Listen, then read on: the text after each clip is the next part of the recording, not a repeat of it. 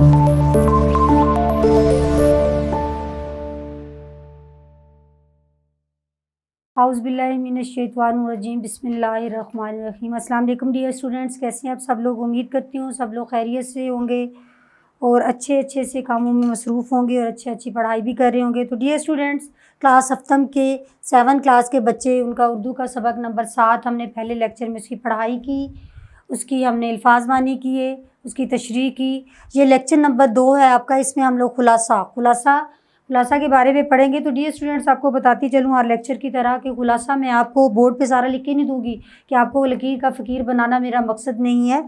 आपको प्रैक्टिकली ख़ुद करने का तरीका आना चाहिए। जब एक सबक को हम इतने गौर से पढ़ रहे हैं और आपको उसके अहम पॉइंट भी बता रहे हैं, तो उसको मद्देनज़र रखते हुए खुलासा ख़ुद लिखने की भरपूर कोशिश करें। और मैं हर दफ़ा इस खुलासे वाले लेक्चर में आपको कुछ चंद हदायत देती हूँ कि खुलासा अपने सबक का किस तरह लिखना है। जिस तरह इसी सबक का खुलासा है, किसी भी सबक का खुलासा उस सबक का एक तिहाई होना चाहिए। यानी अगर आपका सबक को टोटल लिखते हुए 4 पेजेस पे आता है तो खुलासा आपका 1.5 पेज या मैक्सिमम 2 पेजेस में, अगर ज़्यादा लंबा चैप्टर है तो आ जाना चाहिए। लेकिन खुलासा लिखते वक्त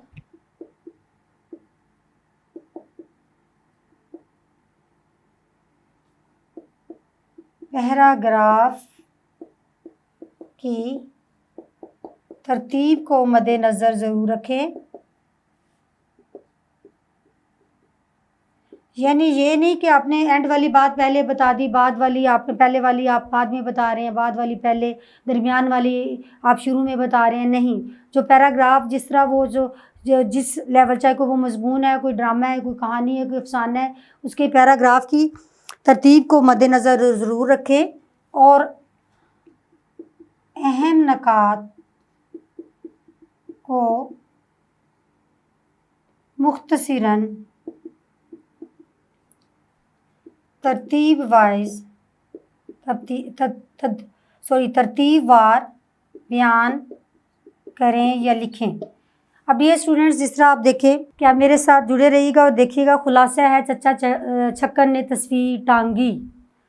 अब इसमें क्या है, चचा छक्कन कभी कभार कोई काम अपने ज़िम्मे अगर कोई लेते, मुख्तसरन देखें तो सारे घर वालों को परेशान कर देते।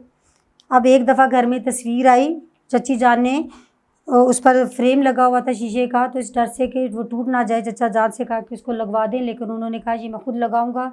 तो सारे घर को मसरूफ़ रखते हैं। अब वो मुहिम का आगाज़ करते हैं। शेरवानी उतार के वो सबसे पहले पप्पू को भेजते हैं मीखे लेने, फिर उसके पीछे वो पप्पू के पीछे उसको भगा देते हैं मिट्ठू को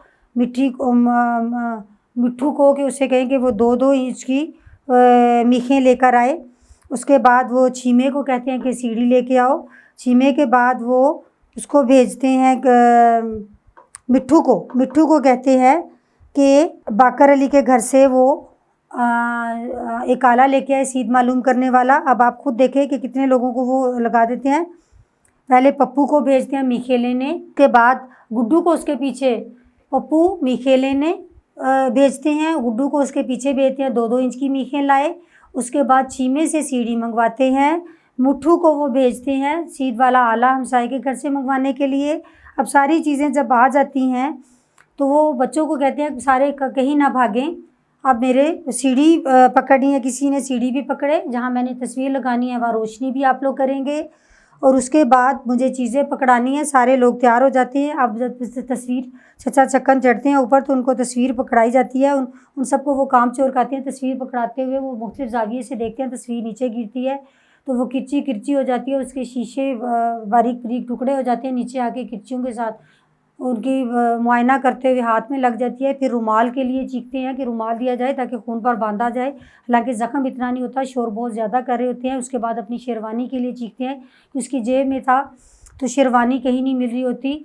और जब उठते हैं तो शेरवानी उनके नीचे ही कुर्सी पर पड़ी होती है। तो कहते हैं मैंने ढूंढ ली, आप लोगों को तो बैल भी नज़र नहीं आता। सबको कोसते हैं कि कोई सही से काम नहीं कर सकता, खुद को हर चीज़ का वो क्रेडिट देते हैं। अब जनाब, अब दो सीढ़ी पर चढ़ते हैं, सीढ़ी भी पकड़ी होती है, सब लोग चीज़ें लेके खड़े होते हैं। अब ये कील उनके हाथ से नीचे गिरता है। सब लोग घुटनों के बल कील को ढूंढना शुरू कर देते हैं। हाँ जी, अब सब लोग खड़े होते हैं, क्या एक के हाथ में तस्वीर, एक के हाथ में मीखें, एक के हाथ में ज़तली, एक के हाथ में हथौड़ी, 2 ने सीढ़ियाँ पकड़ी होती हैं। अब ये है कि चच्चा छक्कन हथौड़ा मांगता है तो वो भी दे दिया जाता है। हथौड़ी के बाद अब वो हथौड़ी की वो सीध मालूम करते हुए थोड़ा से सीधा रखते हैं तो कील को वो लगाने लगते हैं तो कील उनके हाथ से नीचे गिर जाता है। शर्मिंदा होकर बोलते हैं तो सब कील घुटनों के बल कील ढूंढना शुरू कर देती हैं तो कहते हैं मैं होता तो कहीं ढूंढ चुका होता। 10-10 आँखें हैं, यानी 5-6 लोग कील ढूंढ रहे हैं, किसी को नहीं मिल रही। कहते हैं दूसरी दे दो, सबकी जान में जान आती है। दूसरी जब कील पकड़ाई जाती है, अब कील को जब ज़रब लगाने लगते हैं तो एक तो प्लस्तर नरम होता है, प्लस्तर नरम होने की वजह से जगह जगह गड्ढे पड़ जाते हैं। अब ये होता है कि जब कील ठोंकने लगते हैं तो उनका जो निशाना होता है वो ख़ता हो जाता है तो उनके हाथ पर थोड़ी हाथ पर चोट लगती है तो वो चीख एक ज़ोर सी आवाज़ के साथ थोड़ी नीचे गिरती है। नीचे गुड्डू खड़ा होता है, गुड्डू के पाँव पर आकर लगती है तो वो बच्चा ज़ोर ज़ोर से चीख कर रोने लगता है। तो चच्ची उन्हें खरी खरी सुनाती हैं, उन्हें बुरा भला कहती हैं कि काम ना करना हो या इस तरह की हरकतें कर रही हो तो मुझे बता दिया करे, मैं बच्चे लेके घर से चली जाया करूँ।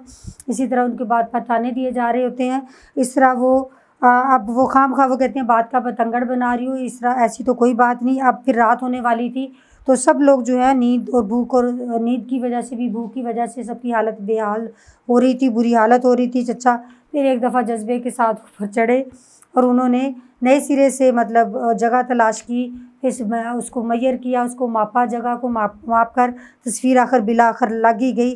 और जैसे ही वो ऐसी टेढ़ी लगी कि यूँ लगता था जैसे तस्वीर अभी अभी गिरी के गिरी। दीवार पूरी की हालत ऐसी हो गई, उन्होंने ऐसी कर दी जैसे निशानेबाजी कोई करता रहा हो।